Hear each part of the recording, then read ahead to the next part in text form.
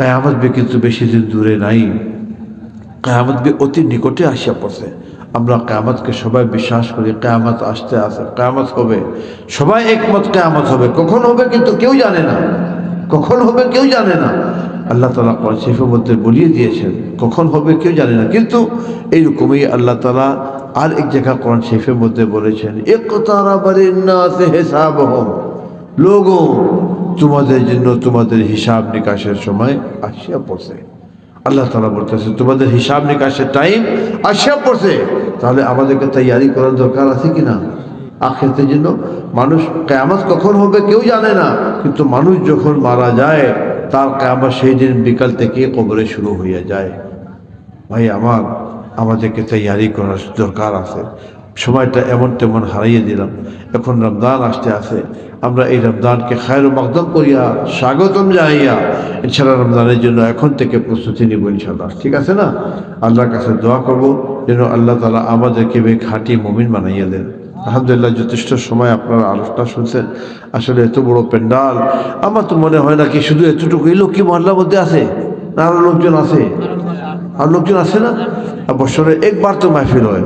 এত কষ্ট করিয়া মাহফিলকে সাজাইছেন, এত সুন্দর একটা পরিবেশ সৃষ্টি করছেন, আর আপনারা ঘরে ঘরে মাইকের আওয়াজ যাইতে আছে। আপনারা মনে করেন আমার ঘরে তো আওয়াজ আসতেই আছে, ঘরে বসেও তো শোনা যাব, এটা তো খারাপ হলো। কিন্তু ঘরে বসে যে আলোচনা শুনবেন ওইখানে আর এইখানের মধ্যে পার্থক্য কি আছে? এইটা এই মুহূর্তে বৃষ্টির বাগান, কথা বুঝছেন? এইখানে যে আপনার শুনতে আছে এখানে স্বভাব বেশি পাইতে আছেন, তো মিয়া এই সুযোগটা তো আপনি মিস করিয়ে দিলেন। তো যাই হোক, ইনশাআল্লাহ আমরা সবার জন্য দোয়া করব।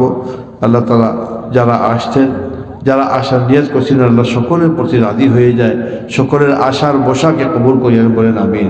তো ইনশাআল্লাহ মোনাজাতের দিকে আমরা ছড়িয়ে যাব। আমি আপনাদেরকে আর ব্যক্ত করবো না, আমিও কিন্তু খুব অসুস্থ। আজকে প্রোগ্রাম কয়েকটাই ছিল, একটা প্রোগ্রাম আমি বাদ দিয়ে দিয়েছি। তো তবু আমি আসছি কিনা হিসাবে এলাকা আমাদের পুরান বড় হুজুর সবসময় এখানে আসতেন, মরহুম বড় হুজুর। আপনারা ওনাকে মহব্বত করছেন, উনি আপনাদেরকে মহব্বত করছে। আজকে যেই বাচ্চারা মাহফিল করতে আসে, মাহফিলের জন্য যারা খাটনি করতে আসে, এদের কিন্তু বাপ দাদারা সবাই মরহুম বড় হুজুরকে মহব্বত করতেন। ঠিক আছে না? তাদেরই তো সন্তানরা এখানে আছে, কারো নাতি আছে, কার ছেলে আছে, কার পোতা আছে, এরকমই তো আছে। তো মিয়া সবার জন্য দোয়া হবে ইনশাআল্লাহ। আর আমি ছাত্রদেরকে, বাচ্চাদেরকে বলবো যারা মাহফিলের জন্য খাটনি করছে, কি শুধু একদিন আজকে এই মাহফিলের জন্য কয়েকদিন থেকে সব খারাপ কাজ, মিথ্যা কথা, বাটপারি, বেঈমানি সব কিছু চোখে ছাড়িয়ে দিছ, শুধু মাহফিলকে করার পিছনে সময় দিয়া বাকি জীবন বি ইনশাআল্লাহ যেন এইরকম কাটাইতে পারো। আমরা আল্লাহর কাছে দোয়া করবো আল্লাহ তোমাদের হায়াতকে বাড়াইয়া দেয়, আর যতদিন হায়াত আছে বেশি বেশি নেক আমাদের তৌফিক এনায়েত করে দেন বলেন আমিন। ঠিক আছে? তো ইনশাআল্লাহ নামাজের পাবন্দি সবাই করব, নামাজের মধ্যে কোনো কথাই না হয়।